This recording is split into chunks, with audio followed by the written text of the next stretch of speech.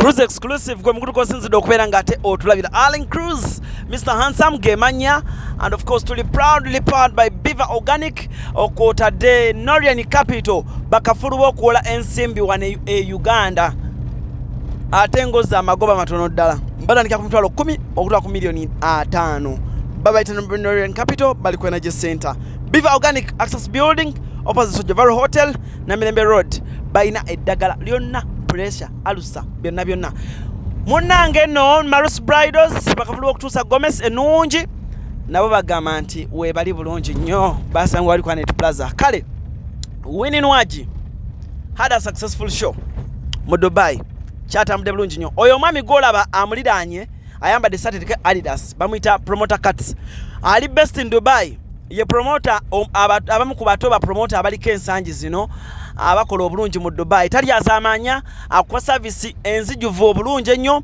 akwa treatment nga nungi nnyo Winnie Nwagi twasodde kumufuna ku lukoma lwa simu oba mu video naye nga nabadde njogerako naye ku WhatsApp nangamba nti Alan gwe kyobomanya kati yampisiza bulungi nnyo teyejusa jukira nti sheno kwaliko mariachi ngesaawa zino show gye balanga mu Dubai ey'ogwokusatu ye ya DJ wange Ram Events ya show ye yeddako awo mu maaso awo naye nga oyo anyola sterling gwe bayita promoter cuts ye promoter aliko saawa zino e Dubai mwana muto Winnie Nwagi yabyekoze nnyo Winnie Nwagi baby fire baby wabyekoze so okutwaliza okumpi show bwetu bwe yatambudde yayingidde ku stage nga yambadde ka papo kalabise bulungi nnyo balaji yayimbiddemu anti omulaba fire baby balaji yayimbiddemu ye ya promoter cuts oyo mwenyini promoter gwe ngambi so ayine bala eyiye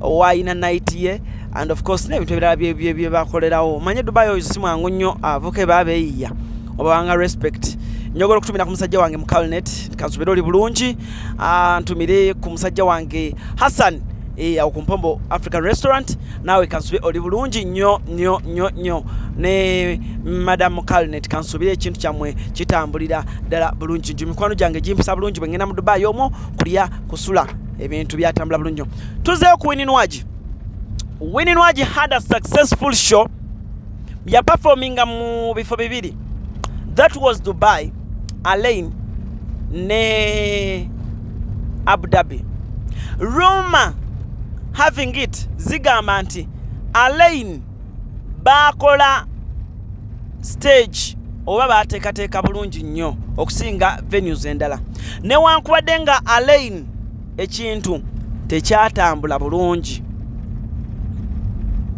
munkwate bulungi Alain show yakola naye according ku bannamawulire abali mu Dubai benateekayo abekusifu bangamba Alain tekyatambula bulungi nnyo era tekyalinga bwe kale gwe kyobamanya nti tekyatambula bulungi Winnie Nwagi yatuuka bw'atyo nyongoleko baza abasajja bange mariachi mulaba bulungi nnyo promoter cuts webale nnyo sajja wange Kim kunoonya Winnie Nwagi katsinga wa Winnie Nwagi treat yali y'amaanyi nnyo nyongoleko kwebaza musajja wange UG vibes that boy that guy has done it agezezzaako bambi okusutula entertainment industry e Dubai ngayita ku mitimbagano egy'enjawulo ng'omwana omulenzi saawa zino ashininga mu Dubai webali nnyo webalire ddala awo bwe batyo nga bamuyingiza Legends Bar bannange Nwagi tukirize tugaane bannange ekintu bakiteeseteese bulungi mariachi had a successful performance Winnie Nwagi nanyumirwa bambi kyabadde smart kyabadde so smart kyabadde so smart manager Gonzaga kintu kyabadde malidadi sana abaana bawanise zibboto anti amataala gonna galaba fire baby bala yateekeddwa bulungi Renasemba okuva mu Dubai ene bala saagireka bwenti naye ate olabanga enjawulo nnene nnyo naye nga ye fire baby yabakubye kye bayita endongo. Abu Dhabi Abu Dhabi Abu Dhabi kyabadde massive nnyo mwana wa maama. Abu Dhabi erindako eno si Abu Dhabi eno yabadde Abu Dhabi sorry mbadde njize bubi. Eno yabadde Abu Dhabi. Abu Dhabi yakikuba naye show eyasinze okuba yabadde show ye Dubai eyategekeddwa promoter cuts. Oyo omwana bamulaba muto jukiro. Oyo omwana yeyasooka n'atwala lya voice kati sawa zino wetwogerera azayo unknown n'omuyimbi omulala kinaaba kitya kigenda kuba massive. Ndi wakubeera ku ezo shows era abantu bange ab'Edubai munindirire. Eyo ye legends Edubai Winnie Nwagi w'omulaba yabakubye endongo. After endongo they went they had a boat cruise nga byonna ebintu bw'obiraba but tukkirize tuwe respect wise due omwana Katsi oyo kintu yakikoze bulungi nnyo. Enteekateeka yabadde nnungi.